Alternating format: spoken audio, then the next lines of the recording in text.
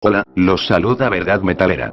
Bueno, sé que ya hice un vídeo sobre el mismo tema, pero lo eliminé ya que tenía una pésima calidad de sonido, y además acabo de encontrar en otro foro la misma historia y más detallada. El vídeo tiene que ver con una teoría acerca de la serie Ed y Eddie.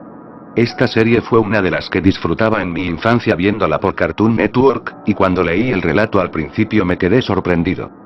El relato tiene que ver sobre la teoría del purgatorio, que dice de que Ed y Eddie están muertos, solo que son fantasmas vagando en un purgatorio, o sea, un ciclo de infancia eterna.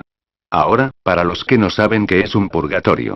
Un purgatorio es una dimensión donde van todas las almas que nunca han cometido pecados mortales, por lo tanto, todos los personajes de la serie murieron cuando aún eran niños inocentes, y esto explica la ausencia de adultos en la serie.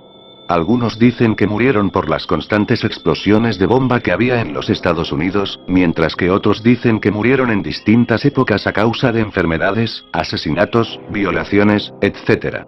Cabe resaltar que está comprobado que todos han vivido en el mismo vecindario. Acá comienza el relato mediante una carta que mandan los niños de la serie desde el más allá. No hemos estado aquí por siempre. Pero el vecindario sí. Incluso antes de que existiera en la Tierra, este ya existía aquí. Aquí para aquellos que perdieron la vida en estos terrenos malditos, aquí para quienes murieron mucho antes de que su vida real empezara de verdad, aquí para quienes nunca quisieron crecer. Venimos de diversos tiempos, y vivimos diferentes vidas, pero solo algo es verdad para nosotros.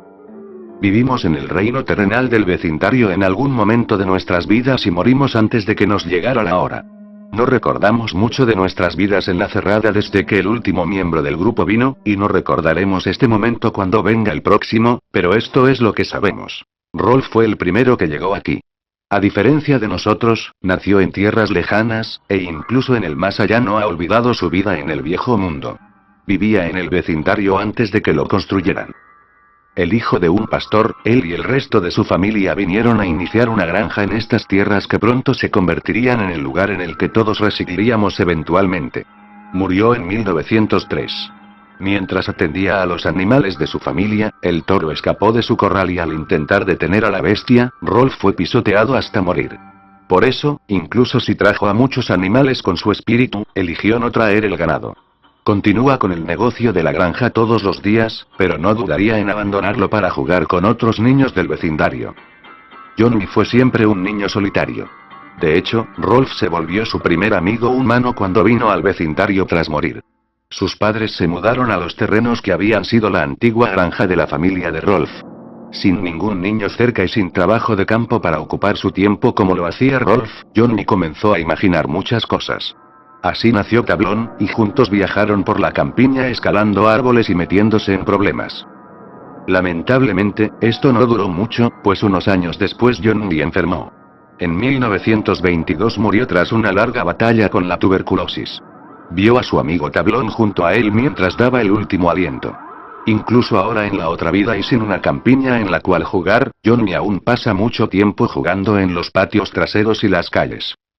El siguiente en venir fue Eddie. Eddie nació en Nueva York, pero se mudó al vecindario en 1932, justo cuando la Gran Depresión estaba en su punto más alto. El vecindario era diferente, pero ya comenzaba a tomar forma cuando las familias comenzaron a mudarse y dividieron las tierras que pertenecieron a la familia de Rolf alguna vez. Siempre un embaucador, Eddie era capaz de hacer cualquier cosa para traer confort a su familia, incluso si le costaba la amistad de otros. Eddie murió en 1939, tras que uno de sus planes para llevar a cabo una estafa falló.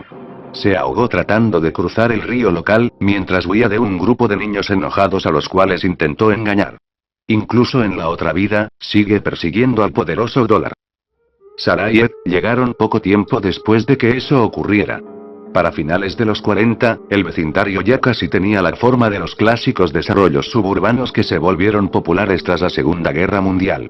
Como hermanos creciendo en el caos de la Segunda Guerra, tenían muchas formas de escapar de sus vidas como hijos de un soldado muerto y una madre trabajadora.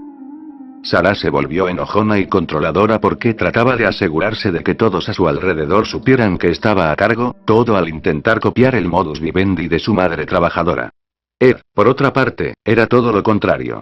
Simplemente se apagó enteramente, de hecho, se aisló de todo mundo y todas las cosas enteramente, convirtiéndose en lo que parecía ser un completo idiota.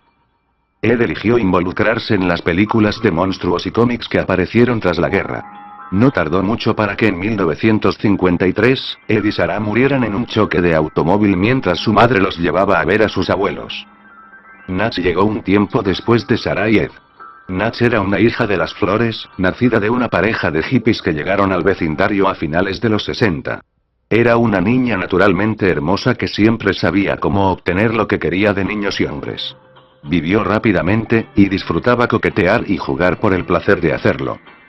Murió de una forma más horrible que cualquier otro niño del vecindario. En el verano del 79, un asesino serial que escapó de un asilo local, entró a su casa en la oscuridad de la noche. La violó y la mató junto al resto de su familia. El trauma de estos eventos la llevó a apagar su mundo de forma similar a Ed, y por eso en la otra vida parece no tener padres.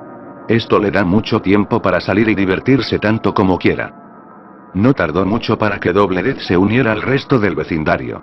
Era el hijo de dos profesionistas sumamente controladores en la edad de la codicia, que a pesar de su constante ausencia, dominaron su vida.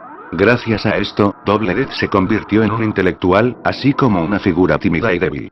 Siempre curioso, amaba experimentar en cuanto encontraba tiempo libre entre la escuela y las constantes labores que sus padres le imponían. Esto llevó a su muerte. En 1986, una fuga de gas combinada con un mechero Bunsen de uno de sus experimentos, lo voló a él y a su casa en pedazos. Siendo tímido y servicial entre tantas aventuras, Double D continuó siguiendo las órdenes de sus padres mucho después de morir. Kevin fue el siguiente en unirse al grupo. Nació el día que Double D murió y es en muchas formas, su opuesto. Kevin venía de un hogar disfuncional y desarrolló una personalidad cruel. En vida, era el chico cínico y furioso que abusaba de otros niños. Su abusivo padre nunca le prestó atención en la vida, y acabó de hecho, con ella.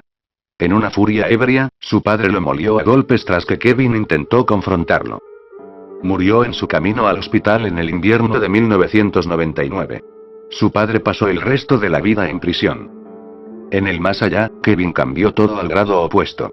Con un padre distante que lo llenaría de regalos, aunque continuó siendo un bully tras morir. Jimmy fue el último en llegar. Murió en el 2000, no mucho después de mudarse a la casa en que el padre de Kevin vivía. Tenía leucemia desde que apenas aprendió a caminar. Así, siempre fue enfermizo y jamás logró acercarse a otros niños gracias a sus padres sobreprotectores. Vivió sus días en un pequeño cuarto, completamente aislado al mundo exterior. Por un tiempo vivió agonizando, pero finalmente sucumbió ante su eterna enfermedad. Las hermanas crueles son diferentes del resto de los habitantes. Nunca existieron en la Tierra.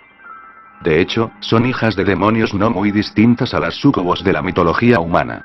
Parecen poseer habilidades imposibles, como la capacidad de aparecer instantáneamente en cualquier lugar. Fueron enviadas del infierno para atormentar a las almas torturadas del vecindario. Sorprendentemente, sienten atracción hacia los Eds por razones desconocidas, aunque se especula que al ser los más débiles del vecindario, los ven como blancos fáciles. A pesar de eso, todos las odian y les temen. Y el hermano de Eddie, nunca aparece, pero se dice que fue explotado en un circo, aunque no hay más información acerca de él.